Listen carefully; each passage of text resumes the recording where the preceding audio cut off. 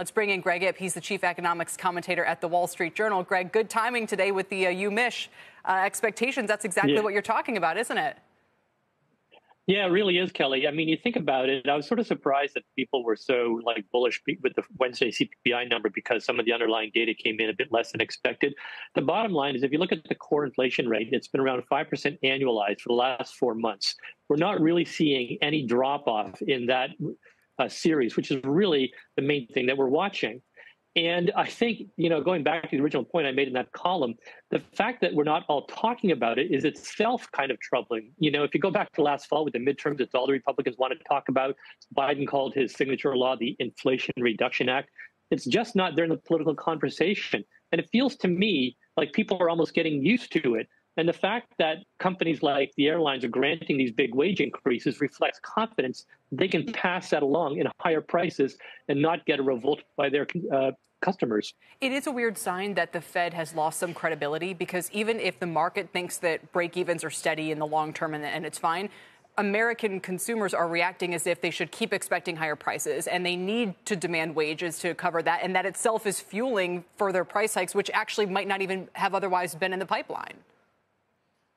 I know you get into this fascinating debate about what series should we be watching to know if people's behavior and psychology has changed. And the Federal Reserve has traditionally focused on that long-term 5 to 10-year inflation expectation number that you referenced, which did tick up, but is still relatively moderate at 3.2%. The hard reality is we don't have a good empirical or even theoretical foundation for believing that's the number we should care most about. Why don't we care about the 1-year number? And that 1-year number is like 4.5% right now, and it's been over 4% almost continuously for 2 years. Yeah. And there's a good case to be made that that's what is affecting consumer behavior, and more important, corporate pricing behavior.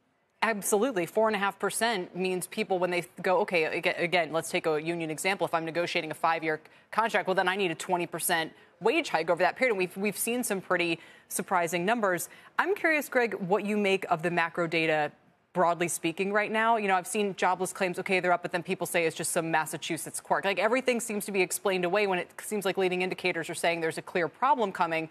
And does that go back to your kind of point that we almost have to have a deep recession to kind of restore things back to pre-COVID normal? Right. Well, if my worries pan out and we have seen a switch thrown on the psychology of the consumer such that they now think 4%, not 2% inflation is a norm, then we know that means the Fed needs to really weaken the economy and deliver higher unemployment just to break that psychology. You have to take away consumer spending power so that corporates don't have the pricing power.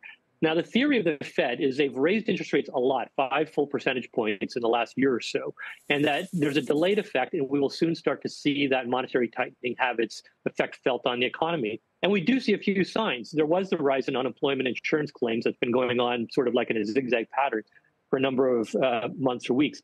Maybe there's something going on with regions. Maybe there's something going on with the seasonals. Still, it does look like something is going on there. On the other hand, the unemployment rate ticked down to a new low the last month.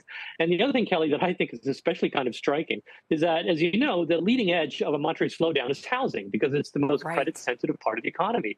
Well, as you've been reporting and others, if you listen to the home builders, that's leveled out. They're seeing, pretty good demand, especially from the entry-level home buyer. So while it may be the case that we've got a lot of weakness in trade, especially as some of the bank credit crunch stuff feeds through, it may be that the Fed has more work to do here. Yeah, it's like Steve Leisman has said, if we could stop the clock now, it might end okay. Or as Goolsbee said, something about how he still hopes we can have a soft landing, but I think hope is doing a lot of the work there. Yeah, exactly. Greg, thank you very much. We appreciate your time today. And you can read more of Greg's piece in the Wall Street Journal.